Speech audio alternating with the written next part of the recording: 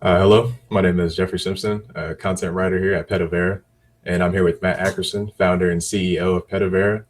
We're here to speak to Matt a little bit about the world of online marketing and the Petovera 30-day challenge, which he is currently undertaking. How are you doing today, Matt? I'm doing well. Thanks, Jeff. Excited to do this interview.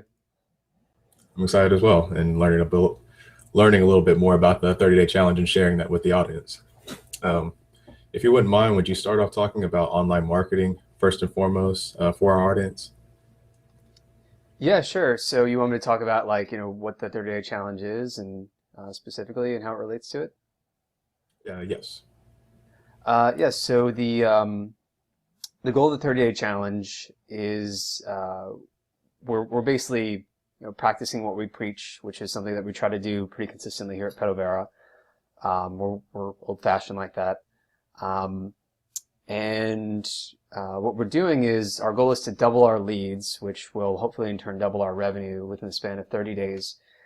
And we're doing this because for a long time, we've seen what works for others, we've seen what works for our clients, and we've made significant progress in practicing what we preach by, for example, rolling out a new website redesign, driving more traffic. But there are a number of things that we just haven't ever gotten around to really implementing. And I would kind of figured that, a lot of small businesses get trapped in this position or feel trapped in a position where they're making progress or they feel like they're not or things are just happening really slowly. So I figured, we know what we need to do. What if we did this 30-day sprint, which is a kind of a focused effort on solving the lead generation or improving our lead generation situation, publicly share it with our audience out there so that they can learn and follow along if they want and kind of cherry pick the ideas that they think are best for helping them to grow. And I think it's just kind of a fun idea and should be so far it's I think we're about 10 days into it now. This is day 10. Um, Already making really great progress. So it's definitely coming along. And did I answer your question? That's the whole point of the 30-day challenge and how it relates to online marketing. You did, and you brought up the point of lead generation, and the purpose of the 30-day challenge is to, I guess, not up the lead generation, but improve upon your current Petovera's current lead generation tactics. Could you speak about some of the ways that you plan on doing that with a 30-day challenge? Maybe some of the ones that are you think will be most successful or most challenging, or ones that you feel are most interesting. Yeah, it's a good question. So I currently have a list of about, I would say 22 tasks that I made up as a plan before actually starting the challenge. And I invested a lot of time before even starting the challenge just to make sure that that list was comprehensive and that it was well organized from most difficult to least difficult. I wanted to make sure I had a clear understanding of what I could delegate to other members of our team, like designers and developers, to help me actually complete the challenge and everything that we had planned in time. I wrote out an estimate for each of the items in terms of the amount of time that I expected to spend.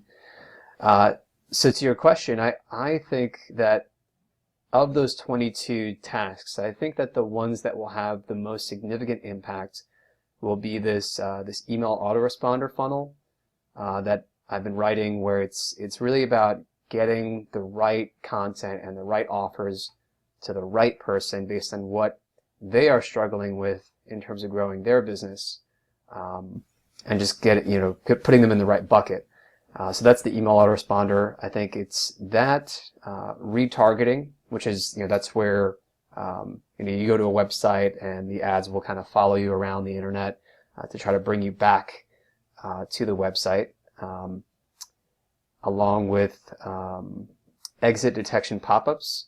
I think that those three tactics are going to have the biggest impact, if I were to guess, on our success with this 30-day challenge. So I'm excited to see the results. One thing though that's a little bit of there's a number of these little tasks that we're doing, like if someone opts in on our website, one task that is kind of simple to set up. But I'm not sure what kind of impact it will have one way or the other. Is that I read a case study where the sooner that you call someone, like if you call someone back who requests a quote or a consultation, whatever it is, within 10 minutes or less of them opting in on your website for more information, you're about 7 times more likely to actually convert that visitor. So one thing that we're doing is we're setting up an automated call that's going to go out where people who opt in, they'll get a almost instantaneous call with a voice message from me saying, yes, this is an automated call, but just want to follow up with you and say hello and let you know that we'll get back to you real soon about this service that you requested more information for. In the meantime, you might want to go check out this website address for more information. Another item like that where it could have a big impact, it could have neutral impact, is we're going to make our site secure. So basically, Jeff, whenever you're on like Amazon.com or any other website and it says there's like a little lock icon that comes up. Yes. No, yeah. So we're gonna do that on our site because apparently Google now, this is I think within the last year, they're more likely, like one of the ranking factors for where they actually put a website in search results is dependent on whether or not that website has SSL, which is that that little lock symbol that comes up on a website. So we're gonna do that across our entire website. And I've read case studies that doing that has increased traffic by between 10 to 20%. And we have a lot of content, so I'm really curious to see if something like that pans out for us. And yeah, it's kind of a small change, but sometimes small changes can have an outsized effect. Yeah, that's actually an excellent example you brought up. I was actually thinking about Amazon, kind of like it's like an autoresponder email they use, but it's like for an abandoned cart. If maybe you load up your cart and at this time you don't finish checking out, maybe you're in a rush or whatnot. Later on, they'll send you an email and you kind of say, oh yeah, I meant to get back to this, but there's so many things during the day that you just don't have a chance to, maybe go back and get something that you really need, and you definitely hit that on the head. Could you speak to some of the areas where you feel maybe that Petovera has been doing great already with content marketing or with lead generation for the site? Yeah, we recently rolled out a new website design on Petovera.com, and that took about 5 months to write, design, and then roll out. And we're actually still making tweaks to it. We'll probably be making tweaks to it forever, but in a good way. Always improving, right? So the result of that was that as soon as we rolled it out, leads increased by about 40 to 50% just immediately, because I think that the quality of the content, the design, and the communication of what we actually do as a business just went up so significantly compared to what we had before. And that combined with the fact that we already had pretty good traffic, but these landing pages and the home page just wasn't optimized to really communicate, who we are, what our vision is, how we can help clients, actually achieve their website marketing goals, how we can help them, build a sales funnel, build an email autoresponder, create landing pages, tweak their existing website. So now we're doing a much better job of communicating that. And I think that something else that we did recently that just kind of helped, it seems like leads actually just increased by another, I don't know, it seems like they actually almost doubled. So it's kind of like we almost achieved our goal already without even intending to at this point. So what happened was we have what's called a content delivery network, or a CDN, on Petovera, that basically, if you're in California or you're in New York or Florida, it's going to help to speed up how fast the website will load for you. because our server is in Texas, and if you're further away from Texas, then it affects how fast the website will load for you. So we have a CDN to solve that problem. And after we finished making a lot of the majority of the tweaks earlier this week, I turned the CDN back on, and leads just like instantly just kind of went through the roof, where we were getting like 2 to 3 a day instead of 1 to 2 a day. And so for the last 7 days, we went from getting 10 leads every 7 days to 19 leads every 7 days now. And so if we keep that up, we're almost at our goal already right there. So I think that's a pretty good example of something we've done recently that's already gotten results. That's awesome. I want to talk to you a little bit about, like, you mentioned that, just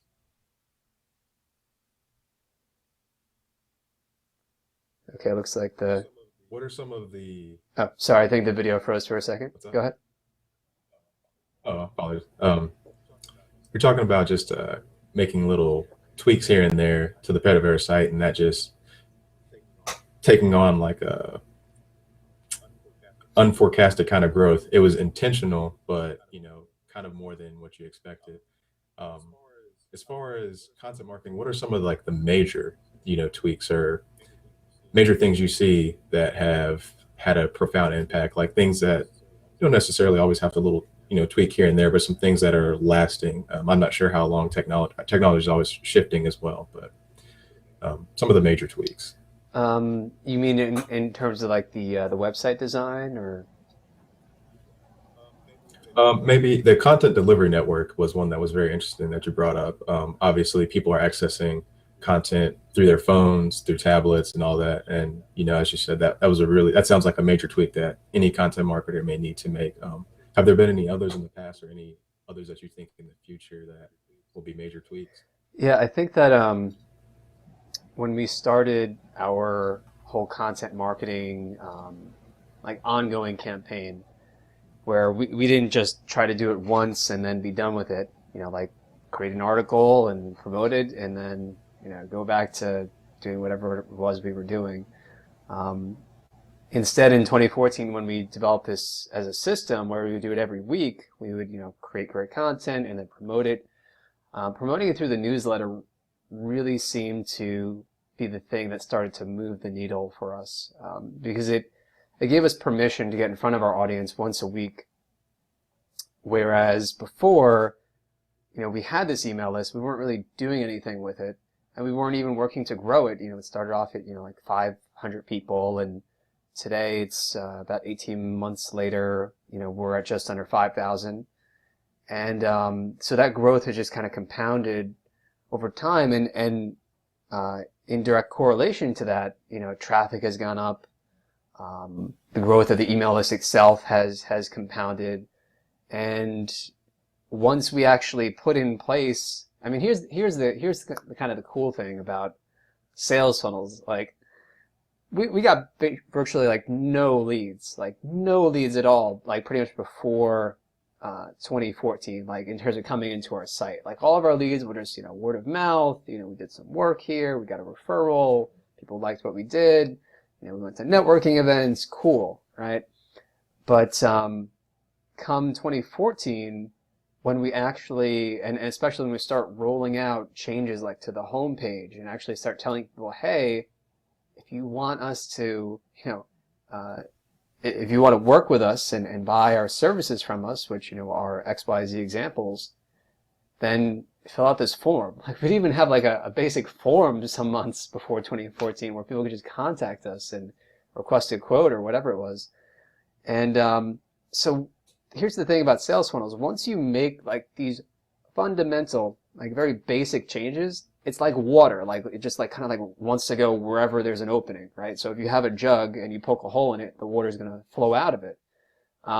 It's the same way with having a form or not having a form. Like, the form is like kind of like poking a hole at the bottom of it, and the water is going to flow down. So yeah, I think that was implementing structural changes like that have have really the biggest impact. And, you know, I think that, seeing that and actually, practicing what we already kind of knew to be true, it's exciting. It sounds like an obvious thing, but a lot of people know these things and they don't do it. So it's important to do it. I'm glad you brought up the point of the sales funnel and specifically the email, uh, I guess email marketing or the newsletter rather is what it, newsletter. Could you speak to some of the areas where you feel content marketers are, or do you feel that's an area where content marketers are missing their mark in retaining leads or generating leads? Like, do you think you could? I mean, let me think about the question. I'm trying to Yeah, no ask. worries. Take a minute. Looks like the video froze for just a second. Sorry No about worries. Go that. ahead. Could you speak to some of the areas where other areas, or maybe even expand upon that as being an area where you feel content marketers are missing the mark, or even missing the mark in communication with their audience, or explaining in terms of maybe so like a small business owner who may be reaching into online marketing so they can kind of understand it a little bit Hmm. more. I think that most small business owners miss the mark in terms of something like content marketing because there's a disconnect where a small business owner, they're primarily focused most of the time on serving customers and finding new customers. They don't really stop to think strategically about how they're actually going to acquire those customers in an efficient way so that they can actually free up their time and grow. Um, Instead, they're kind of just focused on the work. And it's really important to kind of get out of that mindset or take a higher level mindset where you're kind of like looking down on your business. This concept of working on your business versus, working in your business. It's an important one. It's cliche, but it's important, and it's cliche for a reason. Um, so I think that, business owners don't make that connection, and it's important to make that connection and understand that content marketing is a way to drive more customers, more clients, and more leads for your business. And the way that it works is primarily by attracting more traffic into your website. Um, I think these are fundamentally basic concepts. And I think that most small business owners, they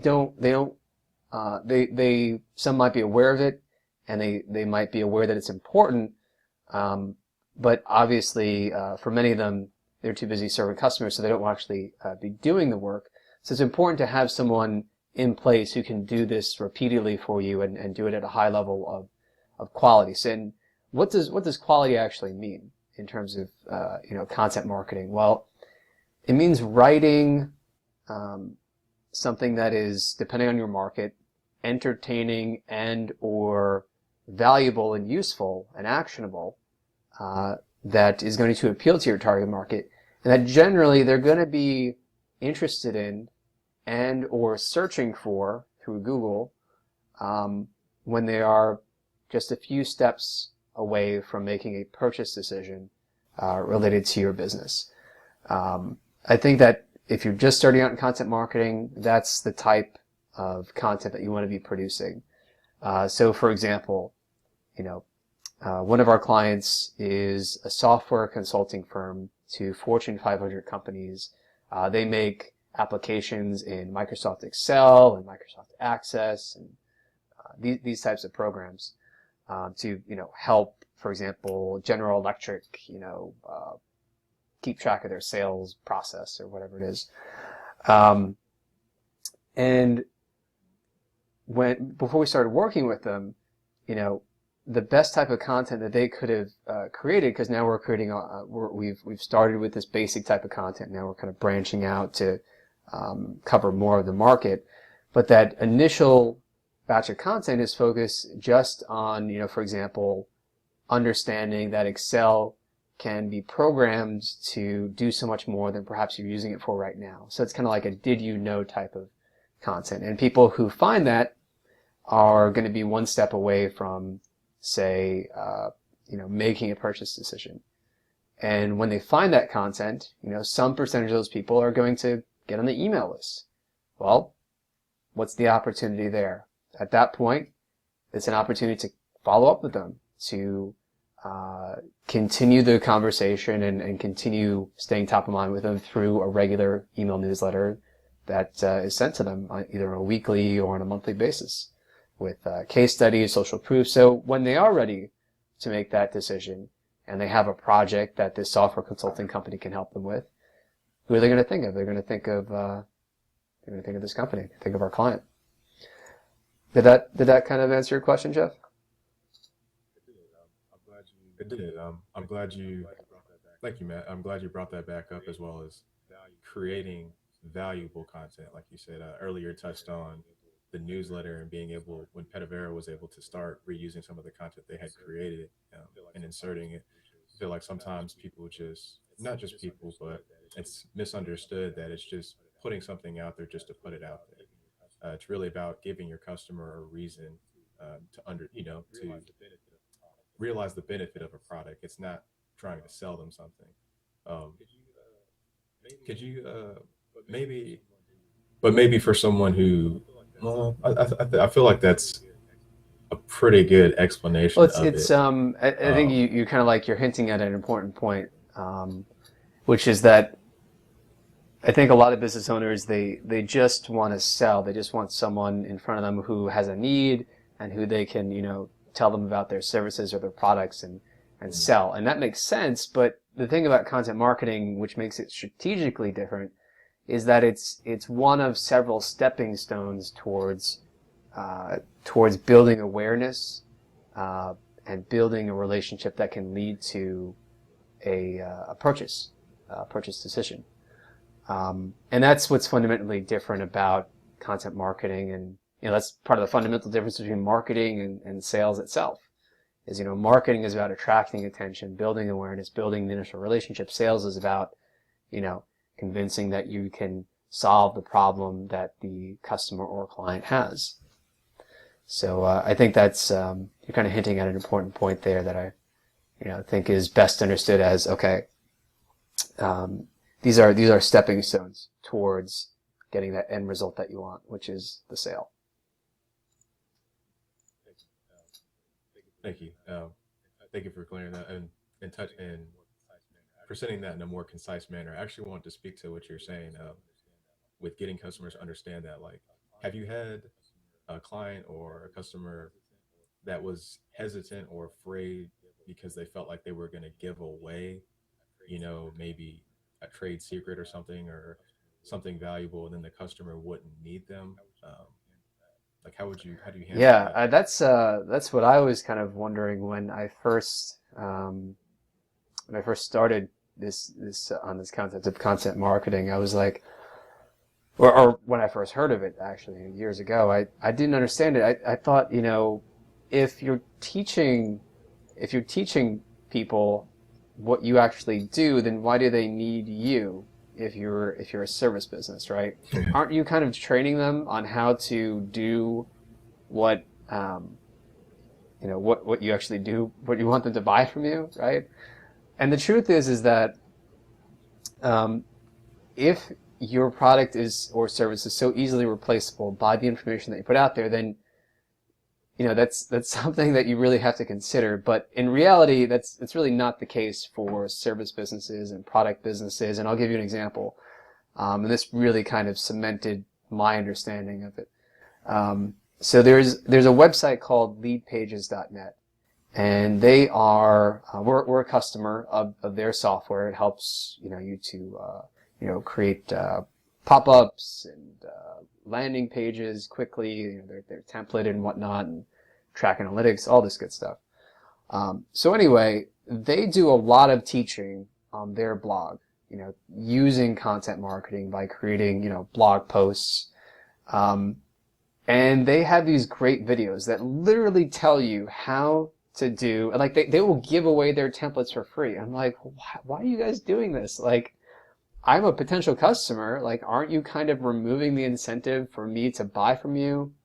if you're giving me the templates for, say, a landing page or a pop-up that's already part of your software. So I would download these templates. I thought I was smart. I was like, oh, I'm gonna use this. I'm gonna save, like $60 a month or whatever it was costing at that time.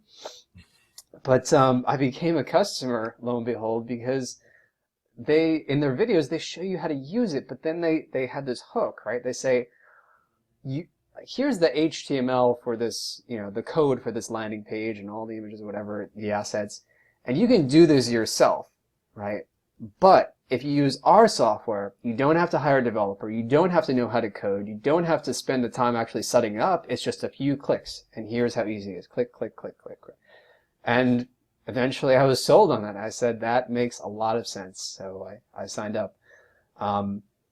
And it's the same thing, like let's say that you have a coaching business. You don't have a product business, you have a service business. And because we actually we have a client who's like this, and I think he's always been a little skeptical of the content marketing concept. And what's the value of it, how to do it right. Isn't he kind of giving away consulting advice for free? Well, I mean, the thing is that with coaching, for example, a service is that it's always it's a service because it's partially or fully customized to the end client, to the end user, right? Like if I'm giving away coaching tips on my blog, those may or may not apply directly to a current situation or challenge faced by potential coaching clients of mine, right? And I think that's the key thing to understand, is that, again, this concept of teaching, it's not something to fear is going to actually help you lose sales. If anything, it's going to position you as a thought leader, and it's actually going to build a relationship and increase the desire for people to purchase your product or service, because it's going to see, okay, hey, stepping stone, you got a little value from this free information I gave you. When you're ready for the next step to get even more value, contact us, or go over here and sign up for a trial of our product. That was a great example. That was a great example. Really great example, especially using a business service. Um, yeah, thank you for that. Definitely. That was a good example, even just for myself, to something to soak up and take in. Cool. So I guess that with I guess I was gonna talk to relevant content for your audience and whatnot. And I guess it's relevant obviously if they're there, but like you said, if it's not for the business, if it's a service, it may not necessarily be tailored to them. Um, that was a really great answer. um, Can you say that part again about tailoring it to thank them?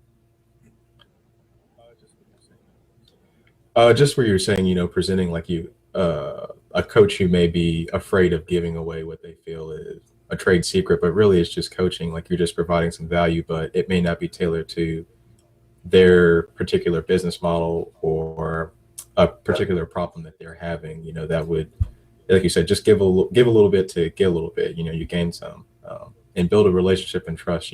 Build a rapport, and people, as you said, understand you as a thought leader. So that's a really solid.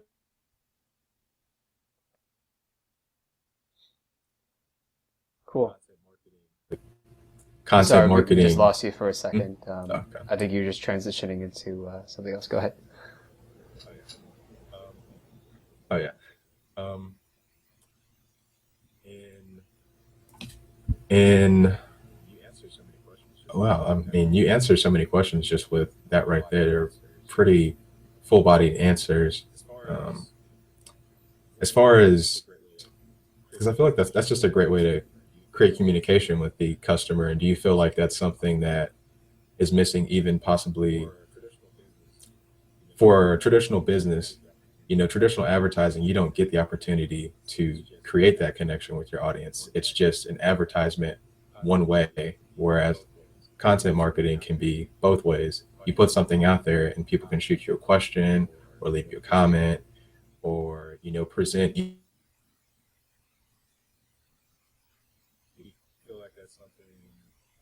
feel like that's something?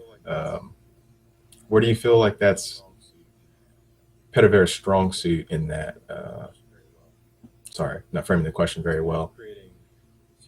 As far as creating two-way street and communication with content marketing, um, where do you feel Petovera to spark this challenge, 30-day challenge? Do you feel like they've been missing in any parts of those areas, or is it really just more to not cap, but improve upon those areas better? Obviously, the CDN was on Yeah, something. I think a big part of the challenge is around the concept of making like structural changes to our existing site, because we already have that inbound outbound content that's going out, that we push out to our email list, and they're getting it because they opted into it. And you're absolutely right. It's the whole concept of social media is that it's social in the sense that it's a conversation. I mean, people use this phrase, it's a conversation, and whatever. And it can be, and that's the good thing. That's how you build a relationship, is that you show that you are. I think one of the best tactics I can recommend as far as content marketing, that a lot of small business owners who know about content marketing and perhaps want all of the benefits of it but don't want to do it, is they might hire someone to do it or a company to do it, but it will be written in kind of an anonymous way, right? But the whole idea of content marketing as social media, in order for it to be, I think, have a maximum effect and deliver maximum value, is to actually be written from the point of view of a person, where they're saying I, they're not saying we, and it's clear that they have an opinion or some sort of own personality and stories to inject into there. Because it's a lot easier for people to connect with a person than it is for people to connect with some sort of anonymous author or brand. Um, and yeah, so I think that's one of the tasks that I have coming up. Is I'm going to be making some structural changes to our how our content marketing system works, because I think that I think there's an opportunity to deliver even more value to our target audience in terms of either writing about news coming out in our industry that's relevant and important, and kind of positioning us as a resource for that. But also, I think there's an opportunity for us to produce even greater in-depth content that can further facilitate conversations and commenting and resharing and tweeting and all that. I think that that we're using a good formula right now. And you knew from experience, Jeff, you've been putting out some of our best content the past few months. But I think that there's definitely some improvements that we can tweak to our existing formula and put in place there, just to further, maybe even just making the content longer and more in depth. I think that might actually kind of position it more as like, okay, this is a resource that you want to bookmark and come back to again and again, because it's so comprehensive and so informative on XYZ topic, whatever it is.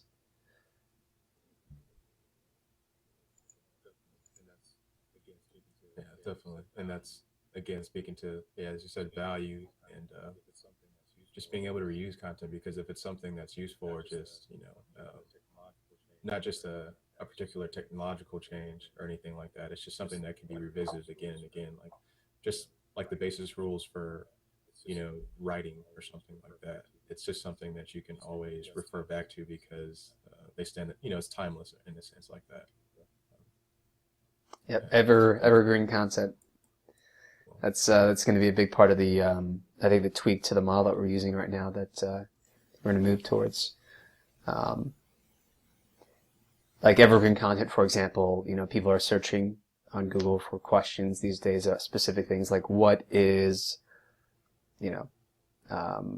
content marketing, for example. And if we have a resource on that, we'll probably attract some traffic for it. Or examples of something is another good example of of evergreen content. People are always looking for examples of things.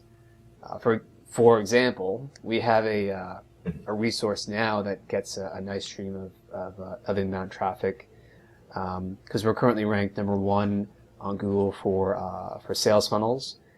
So if you go for sales funnels, you will find us at #1 or near the top. Google has something dynamic with the search results, the way that it tailors it to individual people. But on average, we're in the #1 position. For this article that we wrote called, I think, 12 best sales funnel examples, to help you grow your business or whatever it is.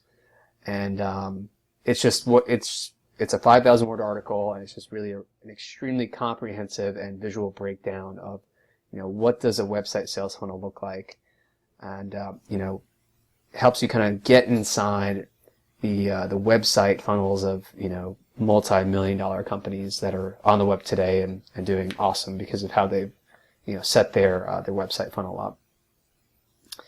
So that's some examples of what evergreen content is. I actually wanted to ask you just one last question, and it was particularly towards content. I know that visual content is really taking off, whether it be video or just like images and whatnot.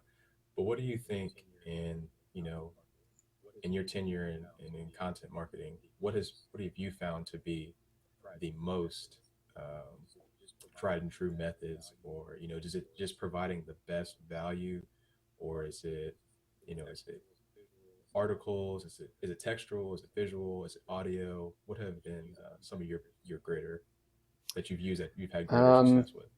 I think that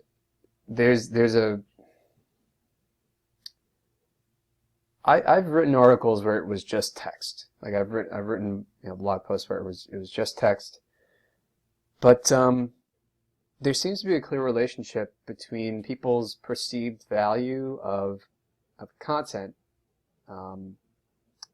and the amount of multimedia that's in it that kind of helps to supplement the content itself. Because I think that a lot of people, they like to skim and scan.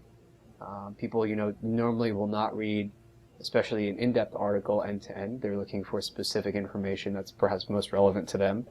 And reading a 5,000, 10,000 word article is not too feasible. And second, I would say that video content is really powerful.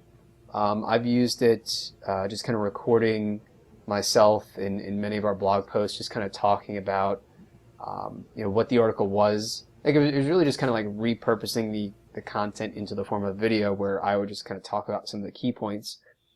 And people really like that because it's personal, it's kind of guided, it's kind of a person coming out from behind a website and saying, hey, like there's people, there's a team, people behind this company. It's not just some anonymous website like many websites unfortunately position themselves as on the internet. And I think that that's been a really compelling component that has caused a lot of people who get on our email list to engage, to click on the links, to open the emails, to actually reply back to the emails and ask questions or say thank you, because they see that it's a real person and there's real people here. So I think that multimedia in the form of pictures and video is huge. I think that I actually just read an article on the power of Pinterest, and I'm interested in the next 6 months to see what we can do there. But Pinterest, if you're not familiar, it's basically people pin pictures and like share pictures. I don't really use it, so I don't really know exactly how it works exactly to drive traffic. But basically, people share pictures of stuff they buy or that they're using in their everyday life, or movies or comics or whatever it is that they're interested in. Exercise tips, and apparently Pinterest drives more traffic than I think it's Twitter, Google, and LinkedIn combined. So it's a completely visual social network, and it's clearly gets results. So visuals work. That's a great point as well. was a great point as well.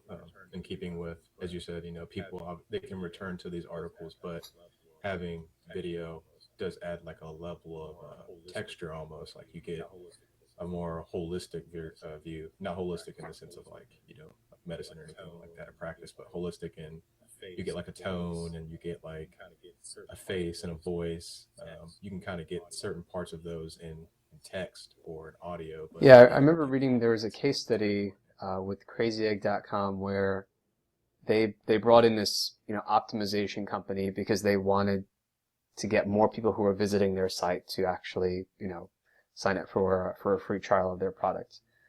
And what they found after redesigning and testing different designs on their homepage was that the longer like form landing page where it had more text and more visuals and then kind of answering more common questions, and also included a video at the top, that converted significantly better. In fact, when they tested with and without a video, the conversion rate increased by 60%.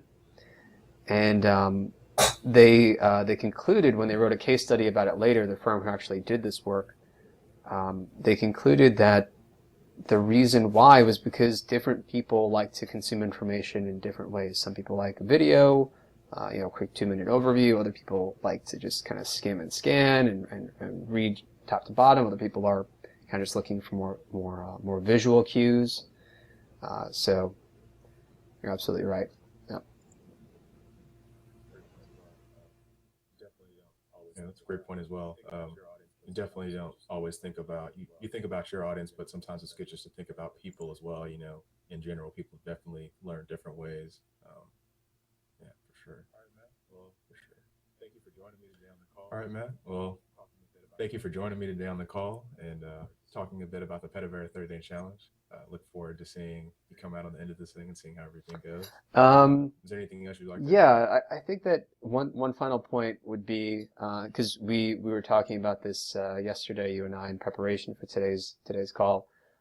You talked about inbound versus outbound, and I think that the key thing to keep in mind with at least our philosophy on sales funnel design is that it's really tempting to just want to advertise and pour money into Facebook and Google AdWords and just kind of like put the cart before the horse in many cases where you're trying to grow, but you're going to struggle a lot because your conversion rates will probably be low.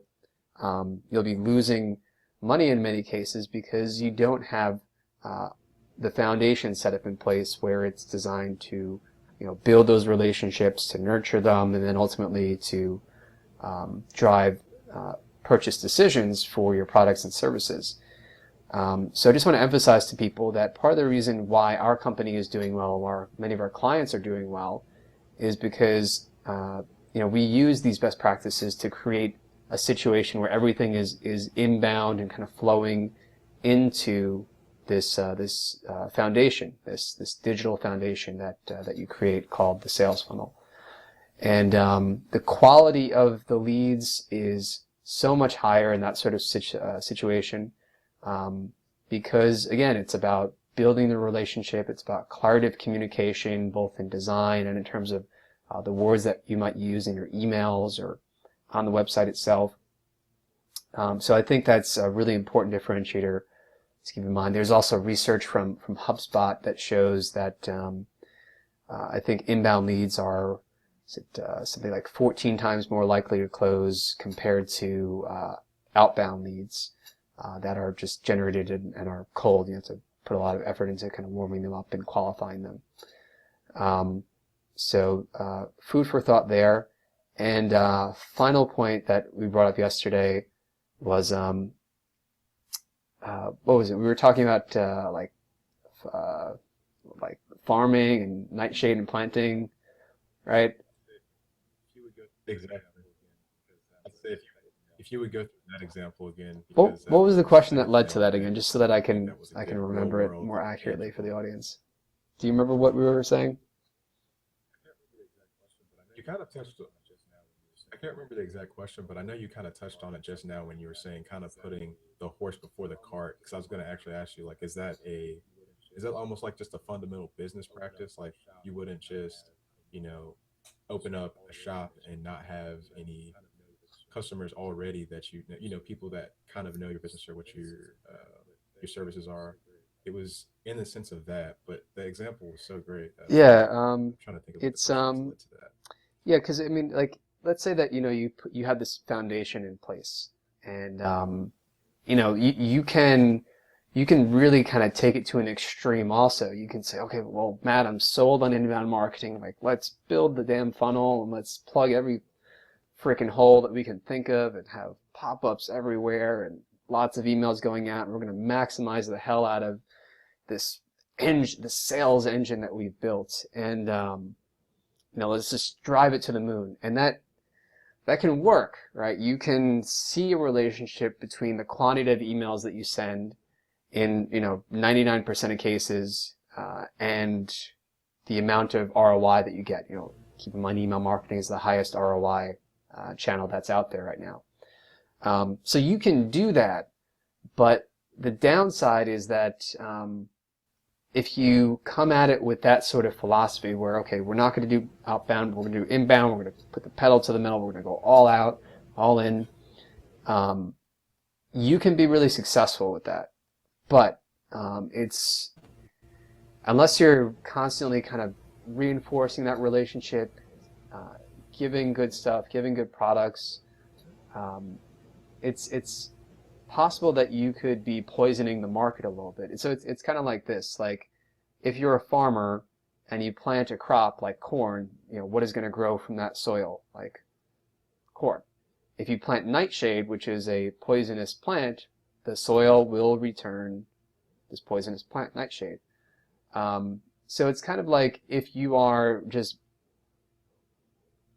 of the philosophy that you're going to maximize whatever system works to the absolute, however much you can spend, without like having a cool factor in there where you're actually going to care about your customers, care about your audience, and not always just be going for the 100% conversion rate, which is impossible anyway, or not worth it.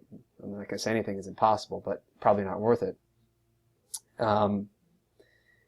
It's that you're depleting all the nutrients in that soil, right? You're harming the relationship. You're probably hurting the market for other industry players who are out there, and it's just not sustainable. So I think that's the key word is sustainability, and building something that builds the relationship in a positive, sustainable manner.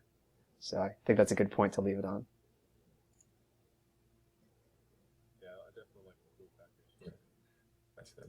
Yeah, I definitely like the cool factor, as you said, because just realizing what you do is cool, and then using the best tactics and practices to get that out to people who need it, I think is something that a lot of businesses or people should understand. Content marketers as well. So I'm glad you definitely Yeah, thanks touched for back on reminding me. that point and brought that up. Thank you.